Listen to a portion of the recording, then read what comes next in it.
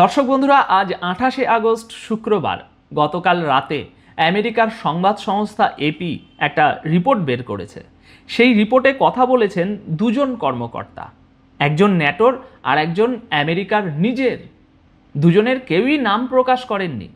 আর দুজন মিলে যেটা বলেছেন সেটা মাত্র দুটো শব্দ, বিয়ন্ড ক্রিটিক্যাল।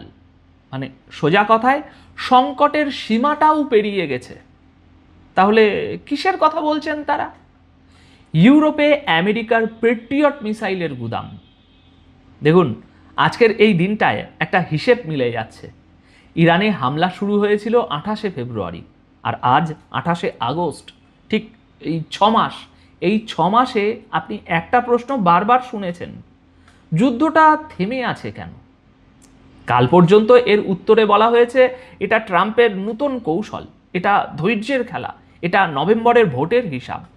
কিন্তু আজ ওই দুটো শব্দ পুরো হিসেবটা বদলে দিয়েছে। আজ আমি আপনাদের 3টে জিনিস দেখাবো। 1, কাগজে ঠিক কী লেখা আছে। 2, সিআইএ প্রধান মস্কো থেকে কী নিয়ে ফিরেছেন। আর 3, এই ফাঁকা সময়ে পরের আগুনটা কোথায় জ্বলতে চলেছে। 3 নম্বরটা শেষে বলবো, কারণ ওটাই সবচেয়ে বড়। শুরু করছি কাগজটা দিয়ে। দর্শক বন্ধুরা, এপি লিখেছে ইরানের বিরুদ্ধে এই যুদ্ধ চালাতে গিয়ে আমেরিকার হাতে মিসাইল ঠেকানোর অস্ত্র কমে গেছে। কতটা কমেছে? রিপোর্টের নিজের কথায়, সংকটের সীমা পেরিয়ে গেছে। সবচেয়ে বেশি টান পড়েছে পেট্রিয়টে। মার্কিন কর্মকর্তার কথাটা আমি হুবহু এখানে বলছি। ইউরোপে আমেরিকার সেনাবাহিনীর কাছে নিশ্চিতভাবেই যথেষ্ট পেট্রিয়ট নেই। টানা ব্যালিস্টিক মিসাইল হামলা ঠেকানোর মতো নেই। আর একটা মাত্র ব্যালিস্টিক মিসাইল এলে সেখানেও বলা হচ্ছে ক্ষমতা খুবই সীমিত। দেখুন, এই লাইনটা ইরান বলেনি, রাশিয়া বলেনি, এই লাইনটা এসেছে আমেরিকার নিজের কর্মকর্তার মুখ থেকে। আর খবরটা শুধু এপির নয়, ইসরায়েলের হারেডস আর টাইমস অফ ইসরায়েল দুটো কাগজই একই কথা ছেপেছে। হারেডস একটা কথা জুড়ে দিয়েছে, মধ্যপ্রাচ্যের লড়াইয়ে গুদাম খালি করে ফেলায় ন্যাটো এখন খোলা পড়ে আছে। অথচ পেন্টাগন বলে যাচ্ছে ভান্ডার প্রস্তুত। এই না মেলাটাই আজ সোনার মতো। পেট্রিয়ট জিনিসটা কি? না, হামলার অস্ত্র নয়, আকাশ থেকে আসা মিসাইল মাঝপথে ভেঙে দেয়া হয়। মানে দাঁড়ালো এটা একটা ছাতা। ইউরোপের মাথার উপরে এই ছাতাটাই ধরা থাকে। আর এপির রিপোর্ট বলছে ছাতায় এখন একটা ফুটো। একই প্যাট্রিয়ট দিয়ে ইউক্রেনের রাশিয়ার ব্যালিস্টিক মিসাইল নামানো হচ্ছে। একই অস্ত্র, 2 জায়গায় দরকার, কিন্তু গুদাম একটাই। তাহলে মিসাইলগুলো গেছে কোথায়? উত্তরটা ওই রিপোর্টেই আছে। 28শে ফেব্রুয়ারি ইরানে হামলা শুরু করেছিল আমেরিকা, সঙ্গে ইসরায়েল। অনেক বিশেষজ্ঞ বলেছেন ট্রাম্পের ধারণা ছিল যে এই কাজটা মোটামুটি উনি কয়েক সপ্তাহেই শেষ করে ফেলবেন। হয়নি। ইরান জবাবে ড্রোন আর মিসাইল পাঠিয়েছে উপসাগরের দেশগুলোয়। সেই হামলা ঠেকাতে গিয়ে আমেরিকা তার এয়ার ডিফেন্স আর সেনা টেনে এনেছে সেই পূর্ব এশিয়া থেকেও। জুন মাসে ইসলামাবাদ সমঝোতায় যুদ্ধবিরতি হয়েছিল, কিন্তু লড়াই থামেনি। গোটা গরমের মাসগুলোয় থেমে থেমে চলেছে। মানে দাঁড়ালো 6 মাস ধরে রোজ একটু একটু একটু করে গুদামটা খালি হয়েছে। আর শুধু পেট্রিয়টে থামেনি, ইউক্রেনকে আমেরিকা যে ATACMS মিসাইল দেয়, এপি বলছে সেটাও ফুরিয়ে আসছে। গুদাম একটা আর টান 3 দিকে, ইউরোপ, ইউক্রেন, মধ্যপ্রাচ্য। এবার দ্বিতীয় প্রশ্নে আসি। সিআইএ প্রধান জন র্যাডক্লিফ এই সপ্তাহে মস্কোয় গিয়েছেন। এই খবরটা হয়তো আপনি শুনেছেন, কিন্তু আসল প্রশ্নটা অন্য। তিনি ওখানে কি নিয়ে গিয়েছিলেন? 2022 সালে ইউক্রেন যুদ্ধ শুরু হওয়ার পর এত বড় পদের মার্কিন কর্মকর্তা আর রাশিয়ায় যাননি। ট্রাম্প বলেছেন সফরটা নাকি আধা গতানুগতিক। তার কথা, আমরা চাই ইউক্রেনের যুদ্ধটা শেষ হোক। কিন্তু ওয়াল স্ট্রিট জার্নাল আর CBS নিউজ অন্য কথা লিখেছে। ওরা বলছে র্যাডক্লিফ গেছেন একটা সতর্ক বার্তা নিয়ে। বার্তাটা কি? ন্যাটোতে হাত দেবেন না। জার্নাল লিখেছে মার্কিন গোয়েন্দাদের হিসেব বলছে পুতিন আগামী কয়েক বছরের মধ্যে ন্যাটোকে একবার পরখ করে দেখতে পারেন, মানে ছোট মাপের একটা হামলা দিয়ে। সিবিএস আরও লিখেছে, মস্কোয় ইরান নিয়েও কথা হয়েছে, হরমুজ না খুললে আরও স্যাংশন আসবে। এই কথাটাও র্যাডক্লিফ বলে এসেছেন। ট্রাম্প দুটোই উড়িয়ে দিয়েছেন, বলেছেন আপনারা যেসব কারণের কথা বলছেন ও তার জন্য ওখানে যায়নি। আর রাশিয়া মুখপাত্র দিমিত্রি পেসকেভ বলেছেন পুতিনের সঙ্গে দেখা হয়নি, কথা হয়েছে গোয়েন্দা স্তরে, পুতিনকে পরে জানানো হয়েছে। ইউক্রেন প্রসঙ্গ উঠেছে কিনা সেটা তিনি বলতে চাননি। এবার দুটো জিনিস পাশাপাশি রাখুন, একদিকে ইউরোপের ছাতায় ফুটো, অন্যদিকে সিআইএ প্রধান মস্কোয় বসে বলছেন ন্যাটোকে পরখ করবেন না। মানে দাঁড়ালো ইউরোপে ঠেকানোর অস্ত্র কম, তাই সেই কথাটা ফোনে নয় লোক পাঠিয়ে বলে আসতে হয়েছে। আর সিরিয়ার একটা খবর আছে যেটা এর সঙ্গে সরাসরি জোড়া, ওটা একটু পরেই বলবো। 3 নম্বর তথ্যটা সমুদ্র থেকে। আমেরিকার বিশাল যুদ্ধজাহাজ ইউএসএস আব্রাহাম লিঙ্কন 9 মাস পর দেশে ফিরেছে। কয়েকদিন আগে এই চ্যানেলে আমরা ওই ফেরার খবরটা দিয়েছিলাম বিস্তারিতভাবে। আজ ভিতরের ছবিটা বলি। জাহাজটা রওনা হয়েছিল গত বছরের নভেম্বরের শেষে, ফেরার কথা ছিল মে মাসে, ফেরেনি, কারণ ইরানের বিরুদ্ধে অভিযানে ওটাকে বারবার আটকে রাখা হয়েছে। আর জাহাজে ছিলেন প্রায় 5000 নাবিক আর সেনা। সমুদ্রে কেটেছে 260 দিনের বেশি, বন্দরে প্রায় নামাই হয়নি। আধুনিক মার্কিন নৌবাহিনীতে এটাই এখন রেকর্ড, আর রেকর্ডটা গর্বের নয়। একাধিক সংবাদ মাধ্যম লিখেছে জাহাজে খাবারের টান পড়েছিল, গরম জলের টান পড়েছিল, খাওয়ার জলের টান পড়েছিল, কিছুই ঠিকমতো পাওয়া যাচ্ছিল না। পাইপলাইনেও সমস্যা হয়েছে। নাবিকদের পরিবার প্রকাশ্যে বলেছে যে ভিতরের মনোবল ভেঙে পড়েছে।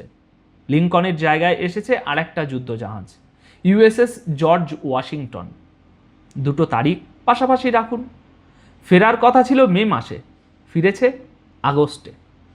এবার উল্টো দিকের কথাটা বলি, এটা না বললে হিসাবটা এক পক্ষের হয়ে যায়। আজই আল জাজিরায় একটা মতামত লেখা বেরিয়েছে। লেখক একজন রিপাবলিকান রাজনৈতিক কৌশলবিদ, ট্রাম্পের প্রচারে কাজ করেছেন উনি, সেটা মাথায় রাখুন।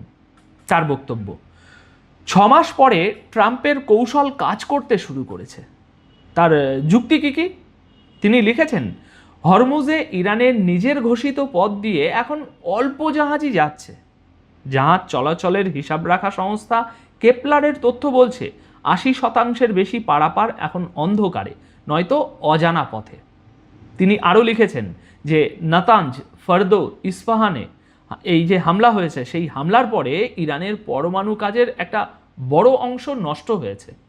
এগুলো তার দাবি, তার হিসাব। কিন্তু দেখুন, একই লেখায় তিনি নিজেই লিখেছেন এটাকে জয় বলা যাবে না। পরমাণু প্রশ্নে ফলটা মিশ্র। পিকক্স মাউন্টেনে কাজ চলছেই, মানে ইরানের কাজ চলছেই, আর মিশন সম্পূর্ণ বলাটা এখন বিপজ্জনক। তার মানে একটা জায়গায় দুই পক্ষের হিসেব মিলে যাচ্ছে। 6 মাসে যে লক্ষ্য নিয়ে যুদ্ধ শুরু হয়েছিল সেই লক্ষ্য পূরণ আজও হয়নি। এবার আমার নিজের কথাটা বলি, আমার হিসেব বলছে এই থেমে থাকাটা কৌশল নয়, এটা হিসেবের বাধ্যতা, ধৈর্য দেখানো একটা বাছাই। এখানে একটা জিনিস আলাদা করে খেয়াল করুন, পেন্টাগন এখনও বলছে ভান্ডার প্রস্তুত আছে, অথচ ন্যাটোর একজন, আমেরিকার একজন, 2 কর্মকর্তাই সংবাদ মাধ্যমকে উল্টো কথা বলেছেন, নাম গোপন রেখে। আর একটা সংখ্যা এখানে নেই, ইউরোপে কত পেট্রিয়ট মজুদ আছে পেন্টাগন সেটা বলেনি, অথচ সংখ্যাটা দেখিয়ে দিলেই ল্যাটামি চুকে যায়, তর্কটা শেষ হয়ে যায়। সেটা এখনও করা হয়নি। এবার প্রশ্নটা উল্টে দিই, বোমা যদি কমে গিয়ে থাকে তাহলে আমেরিকা এখন কোন অস্ত্র দিয়ে লড়ছে? উত্তর একটাই, টাকা। সোমবার মার্কিন অর্থমন্ত্রী স্কট বেসেন্ট নতুন স্যাংশন ঘোষণা করেছেন, নাম দিয়েছেন অপারেশন ইকোনমিক আউটকাস্ট। বাংলা করলে যার অর্থ দাঁড়ায় ইরানকে দুনিয়ার বাইরে ফেলে দেওয়ার একটা অভিযান। তালিকায় প্রায় 60টা সংস্থা, ব্যক্তি আর জাহাজ আছে, তার মধ্যে 21টাই চীনের। বেসেন্টের কথা, ইরানের হয়ে টাকা সরালে সেই সংস্থাকে ডলারের ব্যবস্থা থেকে বের করে দেয়া হবে। তার একটা লাইন মন দিয়ে শুনুন, ঘড়ি এইমাত্র চলতে শুরু করেছে। এবার সংখ্যাটা দেখুন, বিশ্বব্যাংকের সবচেয়ে সাম্প্রতিক হিসাব বলছে ইরান পণ্য পাঠায় 147টা দেশে আর পণ্য আনে 114টা দেশ থেকে। মানে দাঁড়ালো দুনিয়ার প্রায় 3/4 দেশকে একসঙ্গে থামাতে হবে। সাংবাদিকরা বেসেন্টকে ঠিক এটাই জিজ্ঞাসা করেছেন, কিভাবে করবেন? তিনি বলেছেন, আমরা নাম বলবো না, সময়সীমাও বলবো না। চীন কি এটা মানবে? সেই প্রশ্নেও তিনি সরাসরি উত্তর দেননি। আর চীনের জবাব এসেছে এক লাইনে। ওয়াশিংটনে চীনা দূতাবাসের মুখপাত্র রয়টার্সকে বলেছেন, স্যাংশন আর চাপে সমস্যার সমাধান হয় না। ওদিকে ইরানের জবাবটা আরও ছোট। ইরানের সংসদের স্পিকার মোহাম্মদ বাকের গালিবাফ এক্সে লিখেছেন, আমেরিকার অবস্থা এখন এমন নয় যাতে অন্য দেশের সঙ্গে সম্পর্ক আরও কমাতে পারে।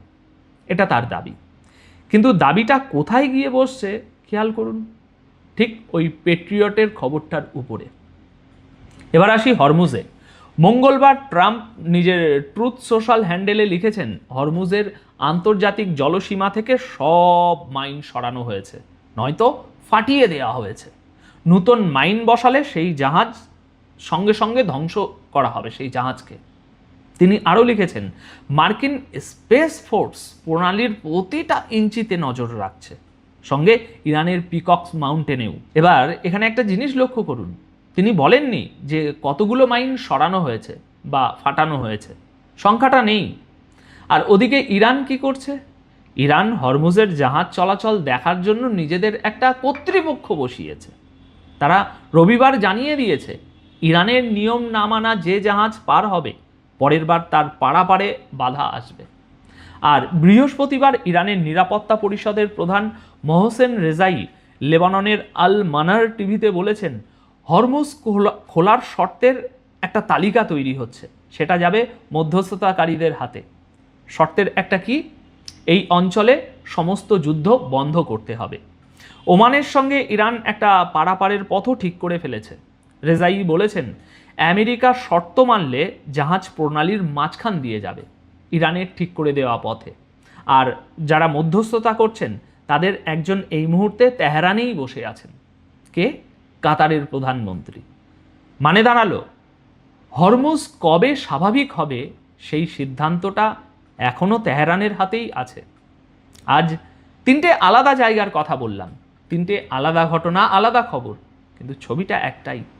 যে দেশটা 6 মাস আগে বলেছিল কয়েক সপ্তাহেই কাজ শেষ, সেই দেশটার হাত এখন 3 দিক থেকে টানা, আর চারপাশের সবাই মেপে দেখছে টানটা ঠিক কত দূর যায়। আজ যদি একটা কথা মনে রাখতে হয় সেটা এই, ইরানে হামলা থামার আসল কারণ একটাই, আমেরিকার হাতে ঠেকানোর মিসাইল আর যথেষ্ট নেই। তাই সামনের কয়েকটা দিন এই দুটো জিনিস একটু মিলিয়ে নেবেন। প্রথমটা হচ্ছে পেট্রিয়ট নিয়ে পেন্টাগন কি বলে। ওরা যদি শুধু বলে ভান্ডার প্রস্তুত আছে, এটাই বলে যায়, অথচ একটা সংখ্যাও না দেয়, বুঝবেন ঘাটতির খবরটা ঠিক। আর যদি ইউরোপের নতুন পেট্রিয়ট পাঠানোর ঘোষণা আসে, বুঝবেন ওরা ব্যাপারটা মেনে নিয়েছে। এখানে আমার হিসেব বলছে যে সেপ্টেম্বরের প্রথম সপ্তাহটা হরমুজের জন্য বড় সপ্তাহ। রেজাইর ওই শর্তের তালিকা কার হাতে যায় তার উপরে অনেক কিছু দাঁড়িয়ে আছে। এবার তাহলে আপনার কথা শুনি, আপনার কি মনে হয়, আমেরিকা কি সত্যি থেমেছে নাকি শুধু গুদাম ভরার সময়টা নিচ্ছে? কমেন্টে লিখে জানান আপনাদের মতামত। আপাতত এই ভিডিও তাহলে এই পর্যন্তই। সবাই খুব ভালো থাকবেন, সুস্থ থাকবেন। ধন্যবাদ আপনাদের সকলকে।